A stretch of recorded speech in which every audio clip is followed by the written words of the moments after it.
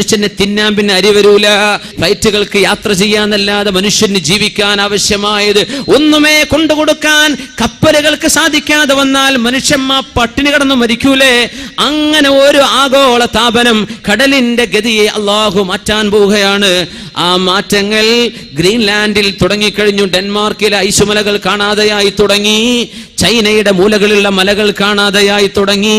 ഐസുമലകൾ ഉരുകി ഉരുകി ജലാശയങ്ങളിൽ വന്നു ചേർന്ന് കടലിലേക്ക് ചേർന്നു കഴിഞ്ഞാൽ, സമുദ്രത്തിന്റെ നിരപ്പങ്ങാനും കൂടിയാൽ, കടൽ ജലം കരയിലേക്ക് ഒഴുകുമ്പോൾ, ഇതൊക്കെ നടത്തുന്നത് ആരാന്നറിയോ? മുസ്ലിമിന്റെ സംസ്കാരം മാറുമ്പോഴാണ്. മുസ്ലിമിന്റെ സംസ്കാരം മാറുമ്പോഴാണ്. അള്ളാഹുമായി മനസ്സ് കൊടുക്കേണ്ടവനാണ് മുസ്ലിം. അള്ളാഹുവിന്റെ അടിമയാണവൻ. ഇന്നാ ലില്ലാഹി വ ഇന്നാ ഇലൈഹി റാജിഊൻ. അന ലില്ലാഹി അബ്ദുൻ, ഞാൻ അല്ലാഹുവിന്റെ അടിമയാണ്. വ അന ഇലൈഹി റാജിഊൻ, ഞാൻ അല്ലാഹുവിലേക്ക് തിരിച്ചു പോകുന്ന ആളാണ്.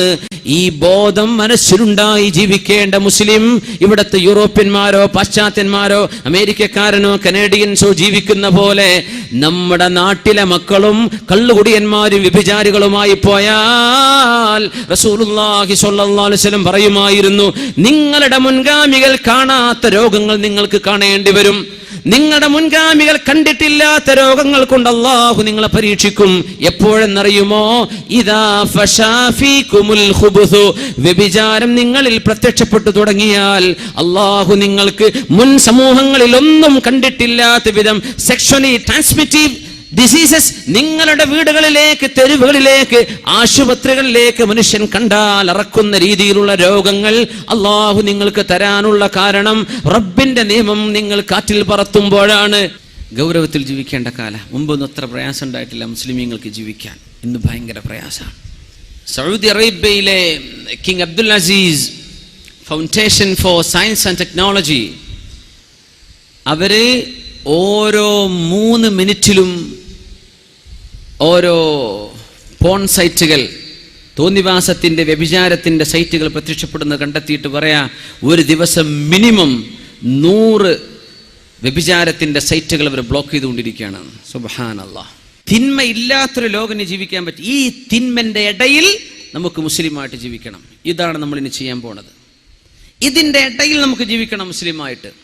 അള്ളാഹുവിനെ പേടിക്കുന്ന പെൺകുട്ടികളും അള്ളാഹുവിനെ പേടിച്ച് അന്തസ്സിൽ തലമറച്ച് ശരീരം മറച്ച് ശരീരത്തിന്റെ വർണ്ണമോ നിറമോ കാണിക്കാതെ, ശരീരത്തിന്റെ അവയവത്തിന്റെ ചേലുകോലങ്ങൾ കാണിക്കാതെ അച്ചടക്കത്തോടെ വസ്ത്രം ധരിക്കുന്ന പെൺകുട്ടികൾ മുസ്ലിമീങ്ങളിൽ വേണം.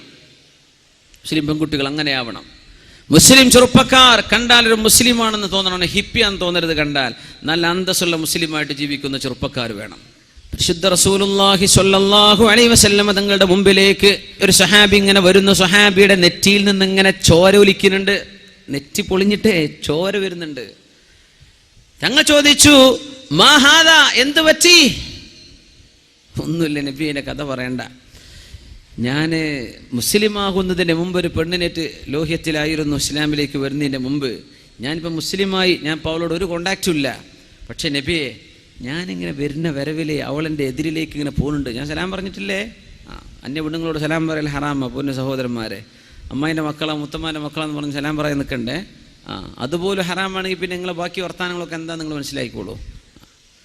അവളിങ്ങനെ പോയി, ഞാനൊന്നും മിണ്ടിയില്ല. അവളിങ്ങനെ പോയപ്പോൾ ഞാനിങ്ങനെ നോക്കി, അന്നൂറിയില്ല ജുസിഹ, അവളുടെ ബാക്ക് ഇങ്ങനെ നോക്കി, ഇങ്ങനെ അങ്ങനെ നടന്നു. അങ്ങോട്ട് നടക്കുന്നു. നടന്നൊരു ചുമരുമ പോയി മുട്ടിയപ്പോഴാണ് ഞാൻ അറിയണത്. അങ്ങനെ പറ്റിയ ചോരയാ നബിയെ. റസൂലുള്ളാഹി സ്വല്ലല്ലാഹു അലൈഹി വസല്ലം പറഞ്ഞ വാക്കെന്താണെന്നറിയോ? ഇദാ അറാദല്ലാഹു ബിഅബ്ദിൻ ഖൈറൻ അജ്ജല ഉഖൂബതഹു ഫിദ്ദുനിയാ.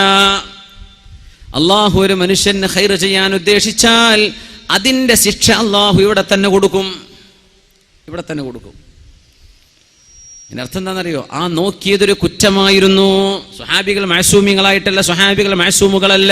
പക്ഷേ അവർ തെറ്റുപറ്റിയാൽ തൗബ ചെയ്ത് മടങ്ങും. തെറ്റുപറ്റൂല എന്നല്ല, സ്വഹാബത്തിന് തെറ്റുപറ്റാം. പക്ഷെ അവർ തൗബ ചെയ്ത് മടങ്ങുന്നവരാണ്.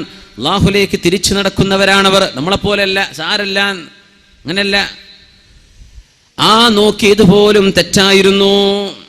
മദീനയിലെ തെരുവുകളിലൂടെ ഹജ്ജിനോ ഉംറക്കോ പോകും പെണ്ണുകൾ അയച്ചുവിടുന്ന മുസ്ലിമേ, നിന്റെ ഉംറയുടെ കൂലി എത്രയാ ഉണ്ടാവുക അല്ലേ? തവാഫ് നടന്നുകൊണ്ടിരിക്കുന്ന നേരത്ത് അന്യനാട്ടിൽ നിന്ന് വന്ന പെണ്ണുങ്ങളുടെ മുഖത്തേക്ക് നോക്കുന്ന ചെറുപ്പക്കാരാ, നിന്റെ തവാഫിന്റെ കൂലി എവിടെ? കാബയുടെ മുമ്പിൽ ചെന്നിട്ട് അള്ളാഹുവിന്റെ യദാണ്, അള്ളാഹുവിന്റെ കരമെന്ന പോലെ മനസ്സിലാക്കണം. ഹജറുൽ അസ്വദ് എന്ന് പറഞ്ഞിട്ടുണ്ട് റസൂലുള്ളാഹി തങ്ങൾ. അള്ളാന്റെ കൈയായിട്ടല്ല, പക്ഷേ അത് റബ്ബിന്റെ വലിയൊരു നിഅമത്തും അള്ളാഹുവിന്റെ വലിയൊരു സൃഷ്ടിയുമല്ലേ, സ്വർഗത്തിലെ കല്ലല്ലേ. ആ കല്ല് നിൽക്കുന്ന മതാഫിൽ നിന്നിട്ട് നിന്റെ മൊബൈൽ ഫോൺ ഉപയോഗിച്ചുകൊണ്ട് സ്കൈപ്പിലൂടെ തവാഫ് ചെയ്യുന്ന ചെറുപ്പക്കാരാ, നീ ചെയ്ത ഉംറയുടെ പൈസ നീ വേസ്റ്റ് ആക്കി കളഞ്ഞില്ലേ? എന്താണതൊക്കെ? അള്ളാന്റെ ഹറമിന്റെ ഉള്ളിൽ നിന്ന് വിളിക്കുകയാണ് കാസർകോട്ടേക്ക്, ഞാനിപ്പോ തവാഫ് കഴിഞ്ഞിട്ടോ സായിജി, അള്ളാന്റെ പള്ളിന്റെ ഉള്ളിൽ നിന്നാണ് നീ മൊബൈൽ ഫോൺ ഉപയോഗിക്കുന്നത് അല്ലേ? അവിടെ നിന്നാണ് നീ പിക്ചർ ഉപയോഗിക്കുന്നത്. അല്ലാഹുവിന്റെ റസൂലിന്റെ മുമ്പിലൂടെ റൗള ഷരീഫിലൂടെ അസ്സലാത്തു വസ്സലാമു അലൈക യാ റസൂലല്ലാഹ് എന്ന് ഭവ്യതയോടുകൂടെ സലാം പറഞ്ഞ് ഹബീബിലേക്ക് തിരിഞ്ഞ് അവിടുത്തെ സ്വാഹിബൈനിക്ക് സിദ്ദീഖെന്നവർക്കും ഉമർതങ്ങൾക്കും സലാം പറഞ്ഞ് പോരേണ്ട നേരത്ത് അഷ്റഫുൽ ഖൽക്കിന്റെ മുഖത്തേക്ക് ക്യാമറ വെച്ച് ഫ്ലാഷ് ചെയ്യുന്ന ചെറുപ്പക്കാരാ, നീ എന്ത് സിയാറത്താ ചെയ്തത്?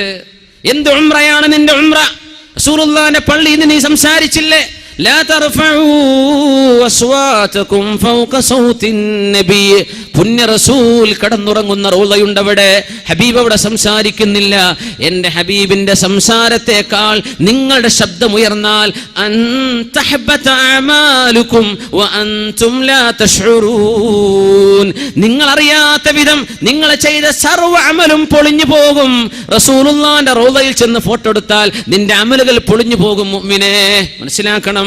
അള്ളാഹുവിന്റെ റസൂലിന്റെ പള്ളിയിൽ ഖുതുബക്ക് കാത്തിരിക്കുന്ന നേരത്ത് നാട്ടുകാർക്കോ വിശേഷപ്പെട്ടവർക്കോ നീ ഫോൺ ചെയ്യുകയോ, ഫോൺ അള്ളാഹുവിന്റെ പള്ളിയിൽ നിന്ന് ഹറമിൽ നിന്ന് അറ്റൻഡ് ചെയ്യുകയോ ചെയ്താൽ പോയില്ലേ നിന്റെ കൂലികൾ? എന്താണിതൊക്കെ? ആ ലോകത്താണ് പിന്നെ കണ്ണിനെ അഴിച്ചുവിടുന്നത്. ഹറമിന്റെ മുറ്റത്ത് പെണ്ണുങ്ങളായേക്കാം, അന്യ നാട്ടുകാരുണ്ടാകില്ലേ, കണ്ണിനെ സൂക്ഷിക്കാൻ പറ്റാറുണ്ടോ? ഉസ്മാൻ തങ്ങളാണ് ഏതോ ഒരു പെണ്ണിന്റെ കാലിലെ പാദസരം കണ്ടുവന്ന സ്വഹാബിയോട്, കണ്ണിൽ വ്യഭിചാരം കൊണ്ട് ഇങ്ങനെ കയറി വരികയാണോ അല്ലാഹുവിന്റെ റസൂലിന്റെ പള്ളിയിലേക്ക്? ചിന്തിപ്പിക്കണ്ടേ മുഅ്മിനെ? ആലോചിക്കേണ്ടേ മുഅ്മിനെ? ഖുല്ലിൽ മുഅ്മിനീന യഗ്ളൂ മിൻ അബ്സാരിഹിം വയഹ്ഫദൂ ഫുറൂജഹും ദാലിക അസ്കാ ലഹും. നബിയെ പറഞ്ഞു കൊടുക്കണം, കുല്ലിൽ മുഅ്മിനീന, ഈമാനുള്ള പുരുഷന്മാരോട് പറയണം. ആരായി പുരുഷൻ എന്ന് പറഞ്ഞാൽ? സ്കൂളിലെ 10ാം ക്ലാസ്സിൽ പോകുന്ന കുട്ടി മുതൽ ഇന്നത് മനസ്സിലാക്കണം. താടി മീശ വന്നോരെന്ന് മാത്രല്ല, വലത് കൈ ഇടത് കൈയിൽ നിന്ന് വ്യത്യസ്തമാകുന്നുണ്ടോ? യുമയ്യിസുൽ യമീന മിനൽ യസാർ, ഇടതേതാണ് വലതേതാണെന്ന് തിരിയാൻ തുടങ്ങിയാൽ ആ മക്കളോട് നിസ്കരിക്കാൻ പറയണമെന്ന് ഉമർ ഇബ്നുൽ ഖത്താബ് റളിയല്ലാഹു അൻഹു. ശറഅ കാണുന്നത്, നിനക്ക് അത്യാവശ്യം കാര്യങ്ങളൊക്കെ തിരിയാനായിട്ടുണ്ടോ, നീ പുരുഷനായിട്ട് തന്നെ കണക്കാക്കപ്പെടണം.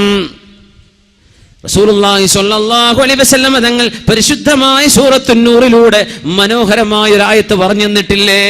നിങ്ങളുടെ ഔറത്തുകൾ, നിങ്ങളുടെ ഭംഗിയോ നിങ്ങളുടെ അലങ്കാരങ്ങളോ പെണ്ണുങ്ങളെ അന്യർക്ക് കാണിച്ചു കൊടുക്കരുത് അല്ലേ? പിന്നെ ജോലി ചെയ്യുന്ന സമയത്ത് നിങ്ങളുടെ ശരീരത്തിന് വെളിവാകുന്ന കൈയിന്റെ സാക്ക് വരെ, കാലിന്റെ സാക്ക് വരെ, അല്ലെങ്കിൽ തലമുടി നിങ്ങൾക്ക് കാണിച്ചു കൊടുക്കാൻ അനുവാദമുള്ളവർ നിങ്ങളുടെ വാപ്പമാർ, നിങ്ങളുടെ ഭർത്താവ്, നിങ്ങളുടെ ഉമ്മ, നിങ്ങളുടെ പെങ്ങള് അല്ലെ, നിങ്ങളുടെ ജ്യേഷ്ഠത്തി, നിങ്ങളുടെ അനിയത്തി എന്നൊക്കെ പറഞ്ഞ്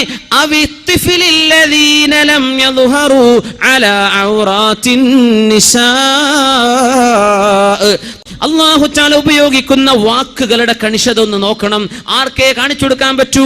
അവിത്തുഫിലി, ഒരു കുട്ടിന്റെ മുമ്പിൽ തലമറക്കാതെ ഒരു പെണ്ണ് നിൽക്കാൻ പറ്റും. എങ്ങനത്തെ കുട്ടി എന്നറിയോ? ലം യൽഹറൂ അലാ ഔറാത്തിൻ നിസാ, പെണ്ണുങ്ങളുടെ ഔറത്തുകൾ കണ്ടിട്ടില്ലാത്ത കുട്ടി. കുട്ടികളുടെ മുമ്പിൽ പോയിട്ട് പോലും നിങ്ങളുടെ ശരീരം മറക്കണേ എന്ന് അല്ലാഹു പറയുകയല്ലേ പെണ്ണേ നിന്നോട്?